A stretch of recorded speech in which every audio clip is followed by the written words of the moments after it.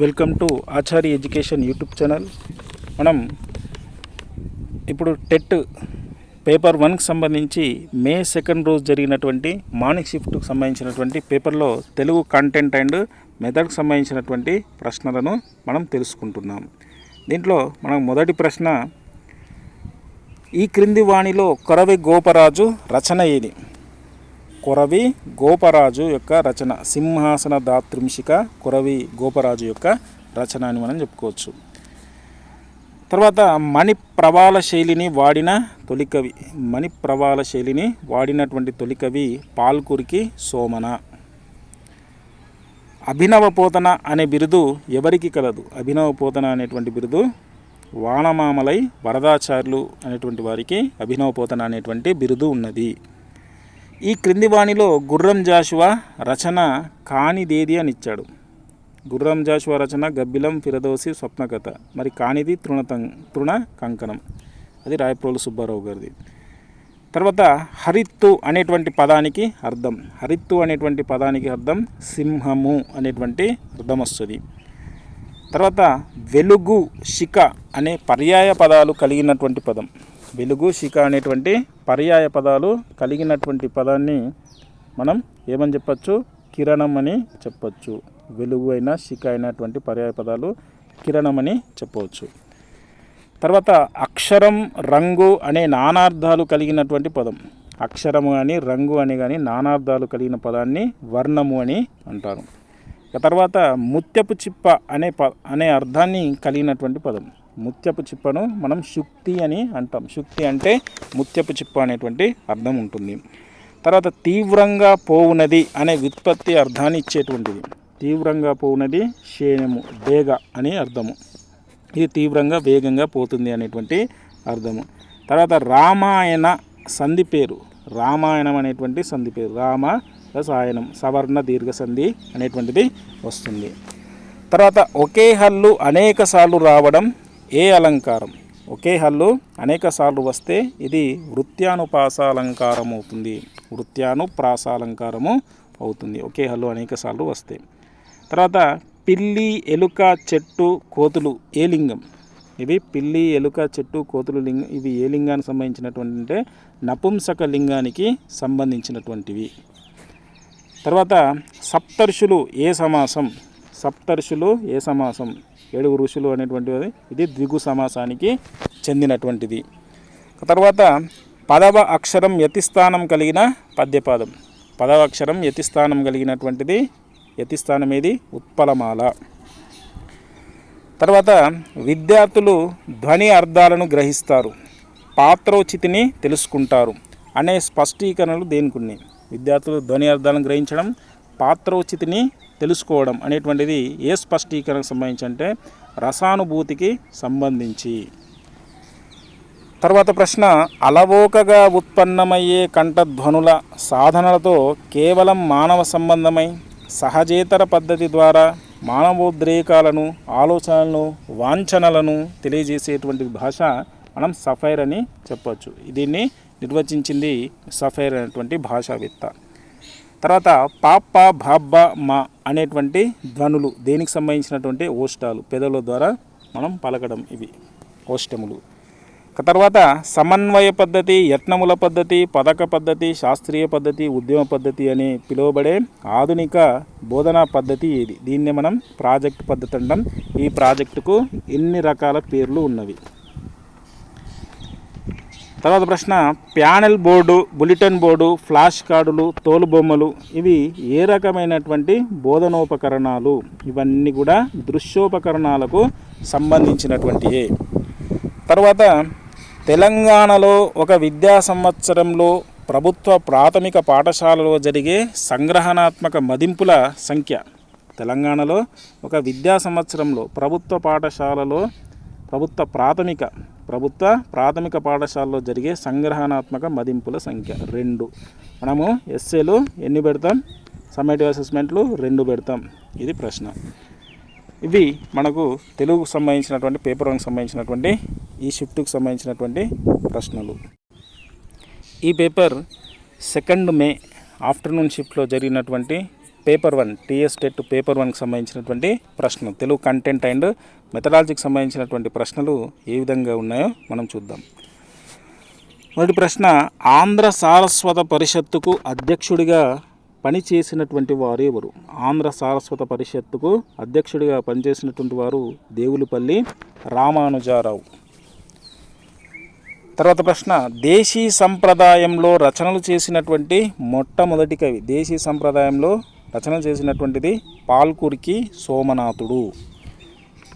తర్వాత ఎలుకవిందు గేయకథను రాసినది ఎవరు? ఎలుకవిందు అనేటువంటి గేయకథను రాసినది దాశరథి కృష్ణమాచార్యులు. తర్వాత వానమామలై రాసిన రైతు బిడ్డ అన్నది.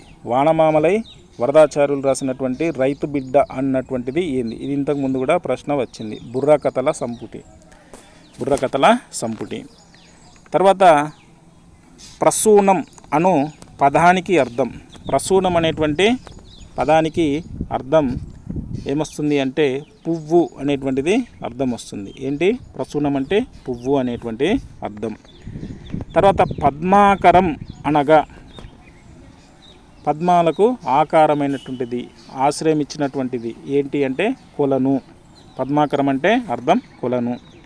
తర్వాత మిరం అనగా, మిరం అంటే మన తెలంగాణ పదం. మిరం అంటే కారం అనేటువంటిది.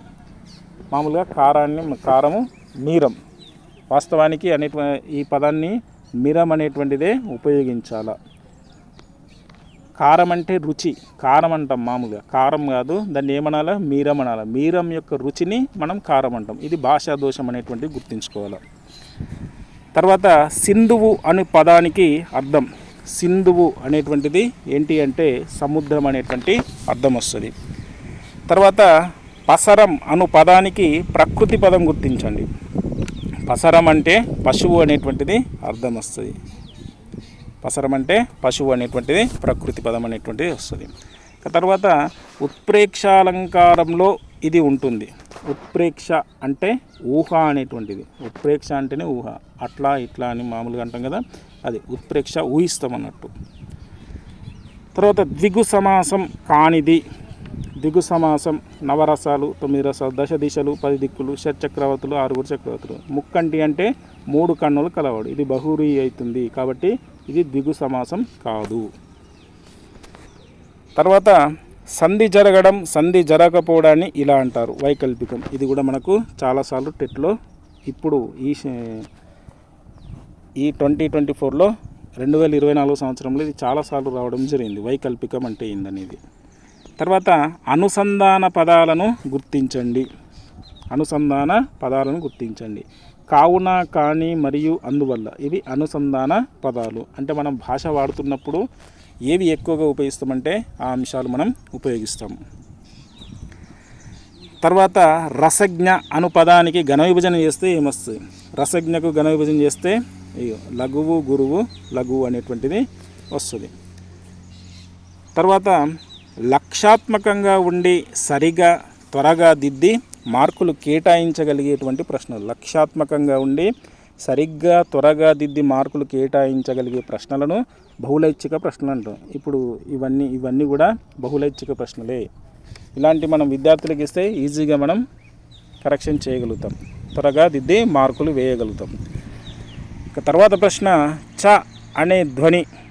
చ అనేటువంటి ధ్వని. చ అంటే మొదలు ఏంది? మహాప్రాణం. ఇది చ అంటే శ్వాసాత్మకమైనటువంటి. చ అనేటువంటి తాళవ్యానికి సంబంధించినటువంటి అక్షరం. తర్వాత ఉక్తలేఖనం నిర్వహించినప్పుడు ఉపాధ్యాయుడు గమనించవలసిన విషయాలలో ఇది సరికాదు. ఉక్తలేఖనం నిర్వహించినప్పుడు ఉపాధ్యాయుడు గమనించిన విషయాలలో ఇది సరికాదు. విరామ చిహ్నాలను విద్యార్థులకు తెలపవచ్చు. మనం విద్యార్థులకు విరామ చిహ్నాలను తెలపకుండానే మనం చెప్తూ ఉంటాం. వాళ్ళే సరైనటువంటి ప్లేస్లో విరామ చిహ్నాలను పెడతారు. కాబట్టి ఇది సరైనటువంటిది కాదు. విద్యార్థులకు విరామ చిహ్నాలను తెలపకూడదు. తర్వాత గౌణవాచకం, పూరణవాచకం, విస్తరణ పఠనవాచకం అనే పేర్లతో పిలువబడేది ఉపవాచకం. ఈ ఉపవాచకానికి సంబంధించి ప్రతి షిఫ్ట్లో మనకు అడగడం జరిగింది. తర్వాత విద్యార్థులు తమ ఉచ్చారణ దోషాలను స్వయంగా సవరించుకొని దక్షత పొందుటకు తమదైన వేగంతో అభ్యసించుటకు తోటి విద్యార్థులకు ఆటంకం లేకుండా విద్యార్థుల భాషాభివృద్ధికి తోడ్పడేది. ఇక్కడ గుణదోషాలను స్వయంగా సవరించుకోవడానికి అనేటువంటి వాక్యాన్ని గమనిస్తే మనకు భాషా ప్రయోగశాల అనేటువంటిది అర్థమవుతుంది. భాషా ప్రయోగశాలలో మనం స్వయంగా సవరించుకుంటాం, అది రైటా రాంగా అనేటువంటిది. ఈ విధంగా లాంగ్వేజ్ డెవలప్మెంట్కు సహకరిస్తుంది.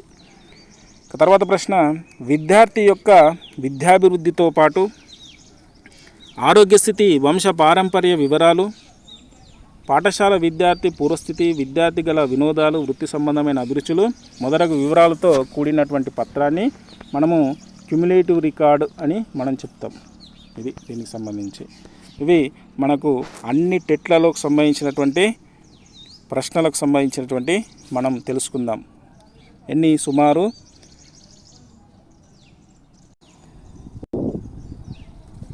మనం 17 సెషన్లలో జరిగినటువంటి పేపర్లకు సంబంధించినటువంటి తెలుగు కంటెంట్, ఈ పరిచిత పద్యము పరిచిత గద్యం కాకుండా మనకు దీంట్లో జరిగినటువంటి క్వశ్చన్ పేపర్లకు మనకు సంబంధించి ఆ 10 మార్కులు మినహా మిగిలినటువంటి మార్కులు ఏమైతే వచ్చాయో ఆ మార్కులకు సంబంధించి మనం డిస్కషన్ చేసాం. అలాగే మెథడాలజీ కూడా చూసుకున్నాం. కావున ఈ విషయాలను మనం గమనిస్తే ఇలాంటి అంశాలే మనకు డిఎస్సిలో కూడా రావడానికి ఆస్కారం ఉంటుంది. ఎందుకంటే ఇదే సిలబస్ మనకు డిఎస్సిలో ఉంటుంది కాబట్టి 9 మార్కులకు ఆ విధంగా గమనించాలి. రచనలు, రచయితలు, కవులకు సంబంధించి, పదజాలానికి సంబంధించి, వ్యాకరణానికి సంబంధించి, భాషాంశాలకు సంబంధించి ఏవైనా కూడా మనకు ప్రశ్నలు రావచ్చు.